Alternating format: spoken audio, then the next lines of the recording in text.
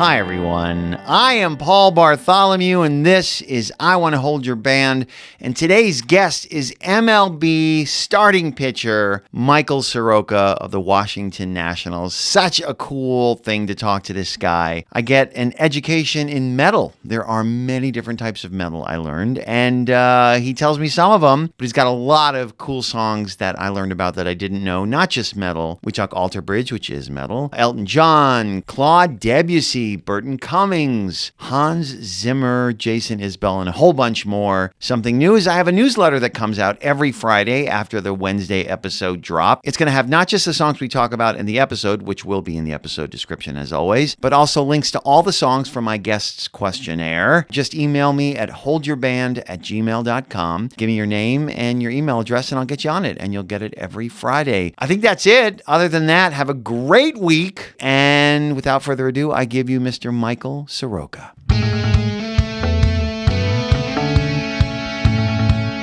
The first piece of music, artist, album that you remember coming into your life when you were younger. It's difficult because I think I remember so much.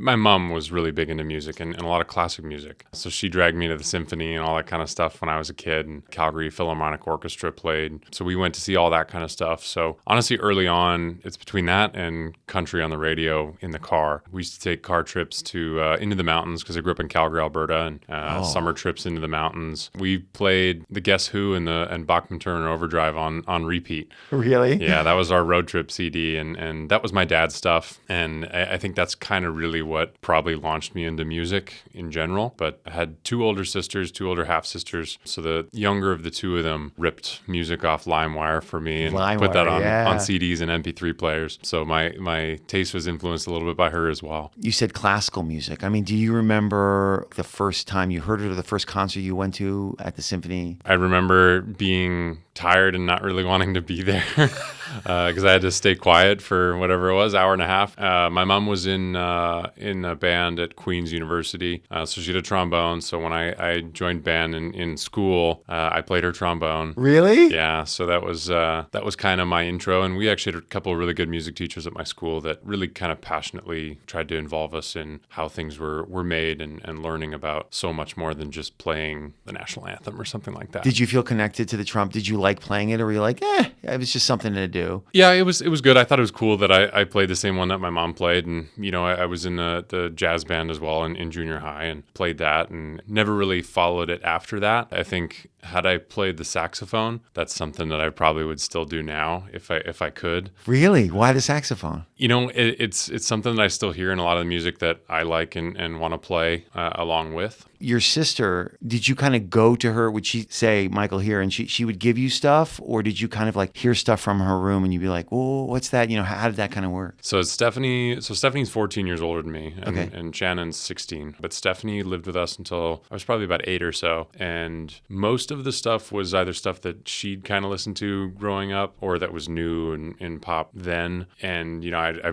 just kind of go to her and she'd pull songs that maybe she liked or thought that I would like. I remember one Christmas was Guitar Hero 3, which she got me, because she enjoyed playing it with her friends. She got that for you? It's a nice gift from a sister. I was probably 9 or 10, and I fell in love with that music, and that's kind of what launched me into other stuff. But yeah, I mean, I had my headphones in a ton, going to hockey practice before games, walking to school. I started walking to school in 3rd or 4th grade. Was it a long walk? No, it was right around the corner. Yeah. I mean, back then it probably seemed a little longer, but right. No, it was about 2 or 3 blocks. But you throw your headphones on? Yep. With a CD player or with whatever I had, that MP3 player was got its use. I mean, I think a lot of those songs to this day I could still recite lyric by lyric. So let's talk about, I want to talk about the first group that is just peppered throughout your list, which is, they come in 3 names. It's Alterbridge, Tremonti, is it? Tremonti? And Creed, too, because it's Mark Tremonti, right? He's kind of the through line for all those. You have it,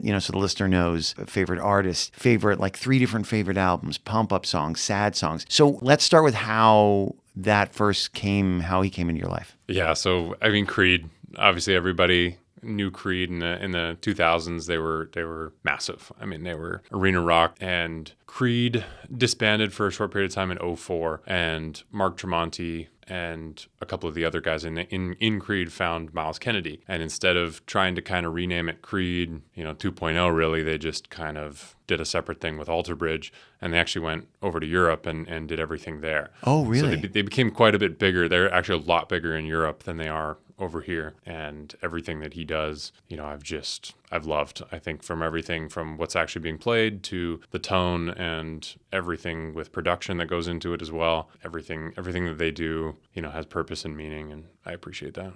I'd say it's spiritual music. It's not necessarily, Christian and or religious in any sense, but a lot of the meanings behind it are a little more spiritual if you listen to the lyrics.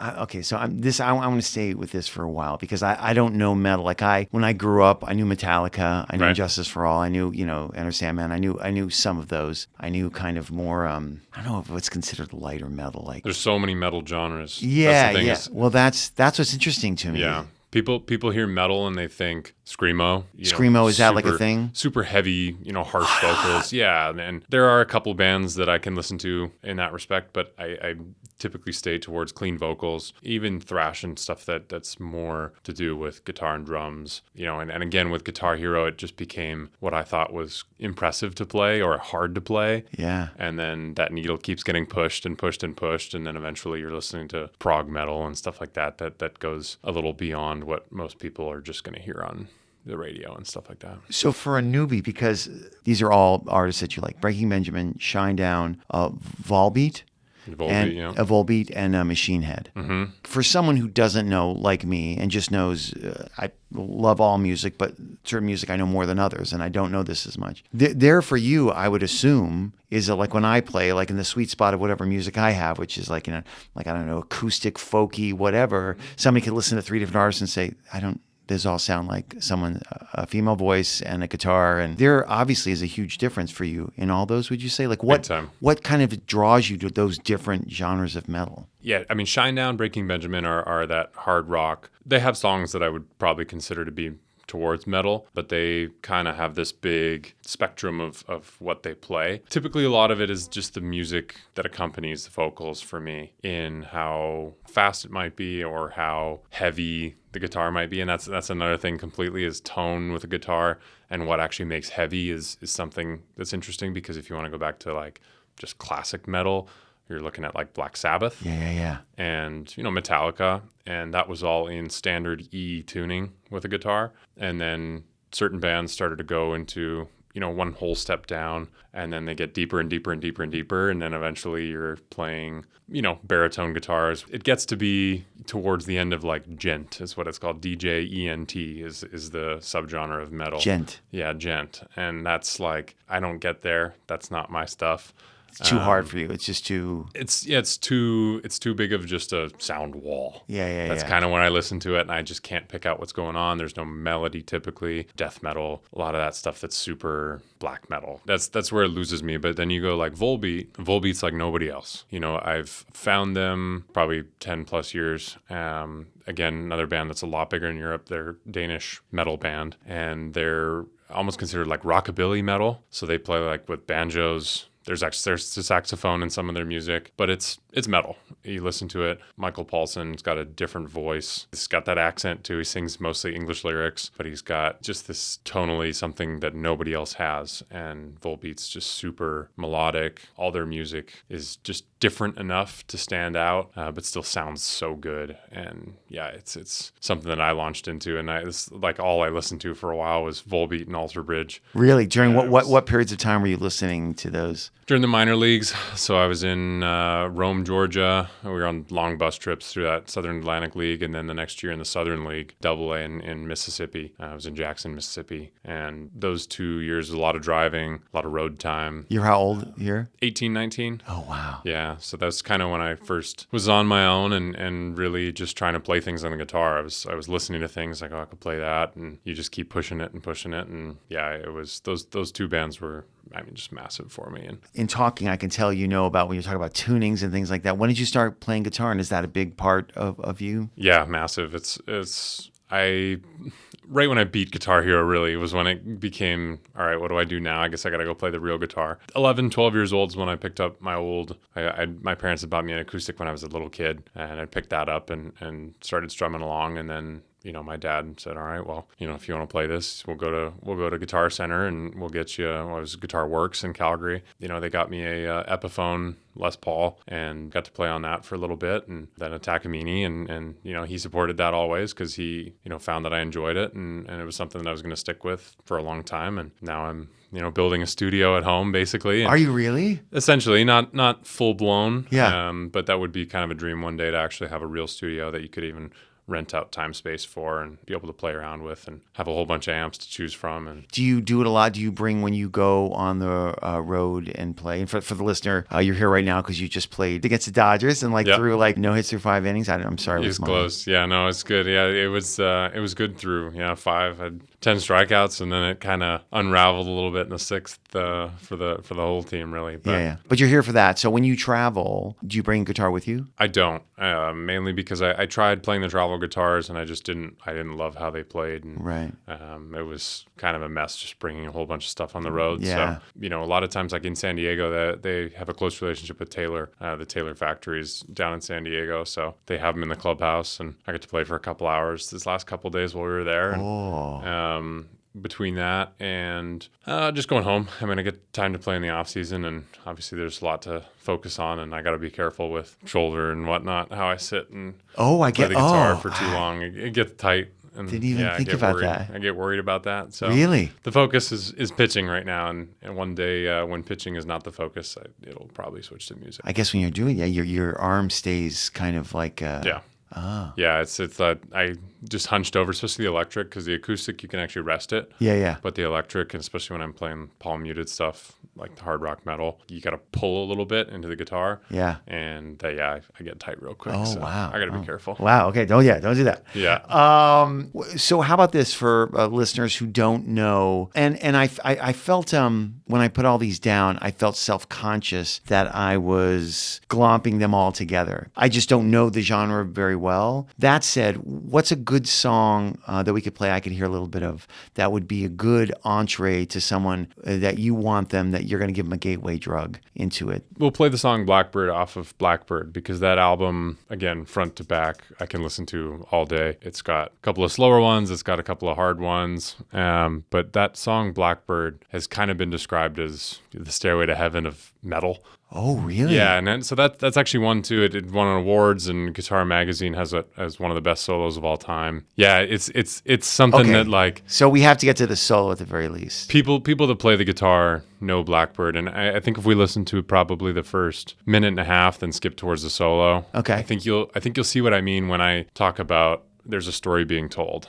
And I think a lot of the music that I fell in love with had to do with me being able to see it in a movie. And I could see it. It's a dramatic song, and that's where, so I don't even remember who pointed it out to me, but I do tend to gravitate towards just really dramatic music. And I'm not sure why. Maybe I just love feeling something when I listen to it. Right. But Blackbird is a song that you'll see goes through lows and highs and mids, and it does feel like a story is being told. Okay, so we're going to listen to the song Blackbird from the album Blackbird. It's from 2007, and the group is Alterbridge. Here we go. That's incredible. And that's, if I could describe to one person what I love about songs, it's that song. Describe what you're feeling. Like when you hear that, what is it? It's just this massive just feel that it gets you into. I had goosebumps when they finally launched into that full part of Mark Tremonti's solo. Yeah. Because that first chunk is Miles Kennedy playing. Oh, I see. Okay. And then, that's what you meant when you said the first. Yeah, okay. they play two separate parts a lot of times, and yeah, you could just feel everything. You can feel every note. You can feel every note. Yeah, that's a great way of saying it. You can listen to different parts every time through and appreciate it every time. Like there's the bass that I can get into, and how it transitions from the bridge into that solo. I noticed the bass. That was great. And they're just such a good band. That guitar solo was so clean. Mm-hmm. And there was so much going on, but it just seemed like it knew what it was doing and where it was going. Exactly. And he's incredible. He's, I think, one of, if not the best guitar player out there right now. Obviously in sports too, the pump up list is a little bit more prevalent. So like when I went through a pump up list, like I have like 100 song list that I could probably go through. But yeah, those are the ones that make me feel, and they don't necessarily have to be that fast either. It just has to be something that's, I can feel either the anger or the adrenaline that's meant to come with that song. To briefly kind of combine those worlds, so baseball and music, do you have a set thing that you do? Like you have that 100-song playlist, but is there kind of a ramp up to music? Is there kind of a system that you use for yourself? I have actually a pitching playlist, so songs that I feel like get me in the right mood for pitching, which is not exactly the same as, getting angry and working out. Right. So that's a completely separate playlist. Oh, really? Yeah, I can't be angry on the mound. I can't be breathing fire out there. I'll get all over the place, and that's interesting. Yeah, pitching's a skill sport, right? It's a very difficult thing if you're in a place of fight. Talk about the fight or flight instincts, and you got to stay away from that when you're on the mound, especially as a starter. We have to last for 6-7 innings, so I don't get a chance to burn bright and then get out in the second or third inning and be out of gas. That's not exactly the best play. So yeah, my music differs on start day. I make sure that it's stuff that is upbeat and keeps me happy, and it's in a uplifting mood, but not necessarily angry and savage. Does any of that stuff get folded in? Any of the Alterbridge, Tremonti? A little bit. I think if I pulled up that playlist, it's actually only about 20 songs on that playlist right now, because I feel like they do the best of everything to bring me up, keep me in a perspective that is thankful and grateful. Yeah. Because that's kind of what helps with nerves as well, is being able to see things from a perspective that you're out there to have fun and play a game, not, results based, and you're not worried about the result before you go out there and complete the process. Headspace has got to be so much of that whole thing. Can you give like the first 10 of that? Yeah, I mean, Dream On, Aerosmith, I think I had it on my list. Like a Stone, Audio Slave. There's some more stuff that's in here that's, again, just, it's a good steady beat. Yeah. And that's where I think starting pitching is just that steady hum that you're in and keeps you in the right place. Eagles, One of These Nights, Take It to the Limit. Even Flow, Pearl Jam. That's firmer, and I think a lot of people would have on their workout lists. Interstate Love Song, Stone Temple Pilots. That's the song that I think brings you up when you're down, brings you down when you're too high. I think it's a song that kind of keeps you right in the center. Into the Mystic, Van Morrison. That's another really, really good one. Great song. And again, that's a song that just puts me in a frame of mind that I'm happy and I feel good. Yeah. Rocket Man, Elton John. Nice. Same things. It's again the things that I see myself in a movie almost, and that's actually a trick that I think a lot of people use when they're feeling they're lacking necessarily motivation for that day.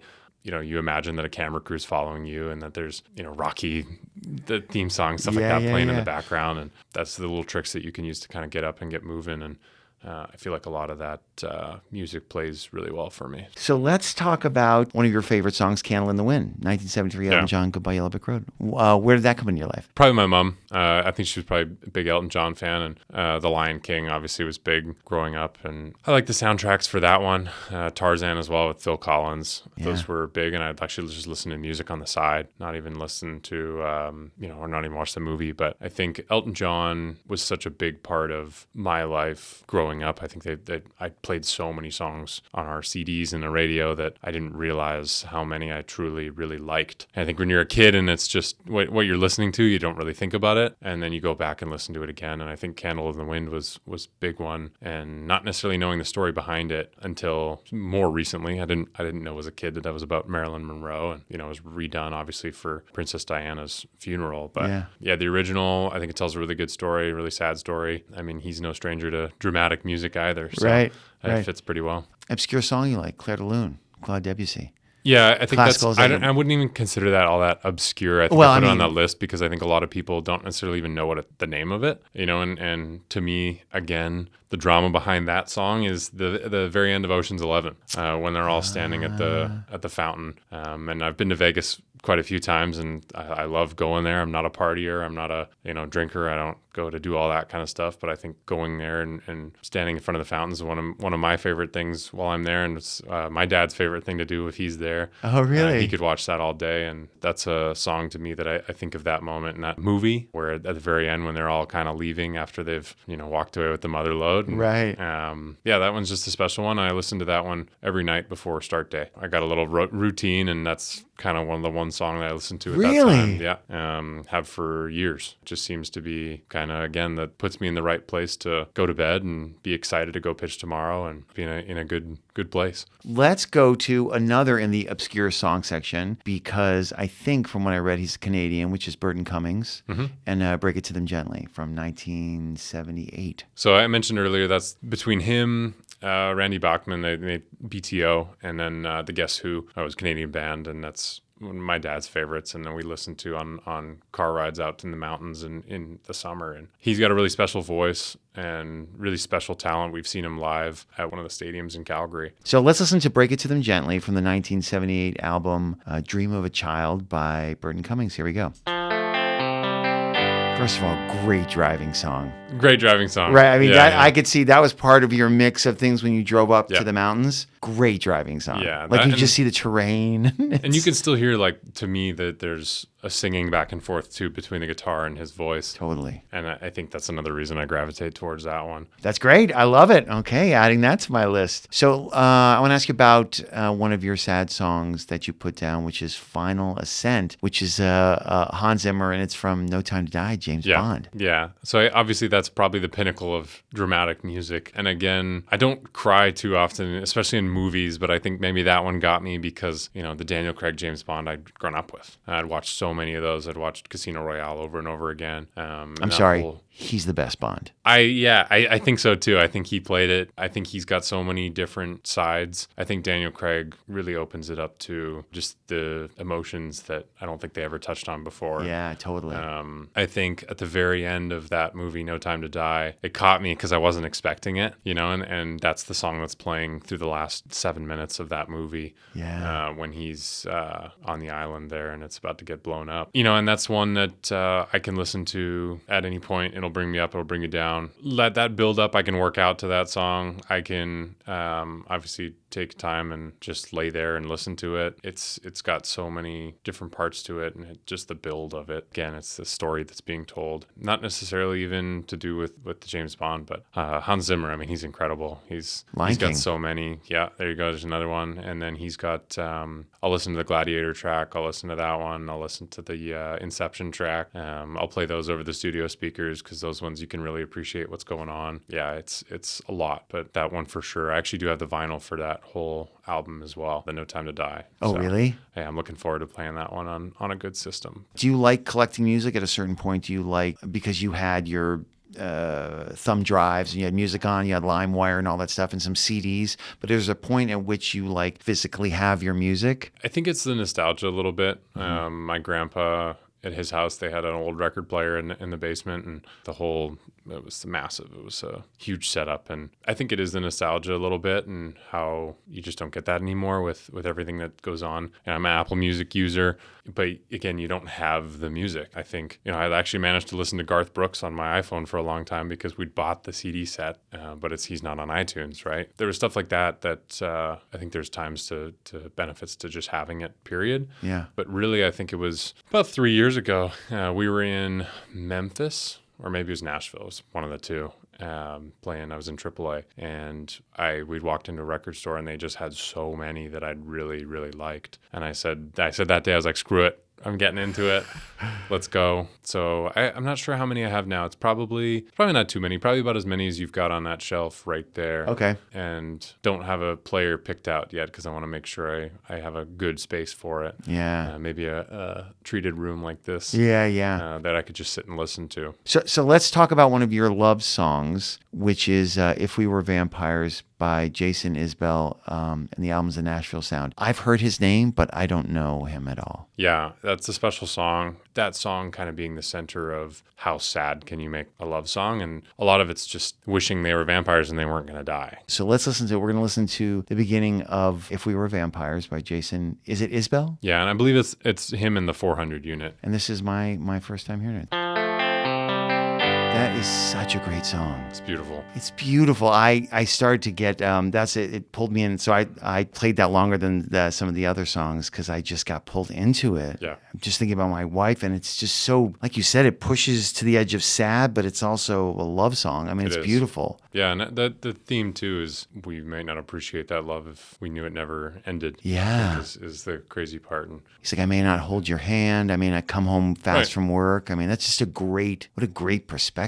4 out of the 5 love songs that I'd picked there were similar in that they are sad tones. I don't know why I kind of gravitate towards that for the love songs, but they're sad, but at the end of the day it's about the deep love for somebody else. I understand that. I think I'm like that actually with love songs. Like I'm sure there's love songs that I like that are on the nose, but I also like songs that evoke, do you know Whiskey Lullaby?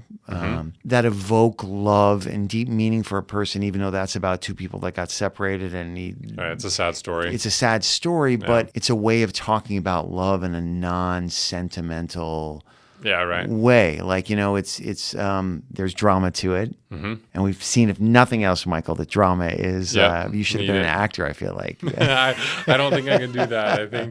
I think, I'm not sure I can do that. I can't do what you guys do. Well, Michael, that's it. This is going to be a hard one to edit because you have a lot of, and a lot of great music. So I'm excited. Also, I'm going to post, your list will be on the episode description so people can take a look at it. Thank you. I love being here. Yeah. Appreciate it. Thanks, Michael.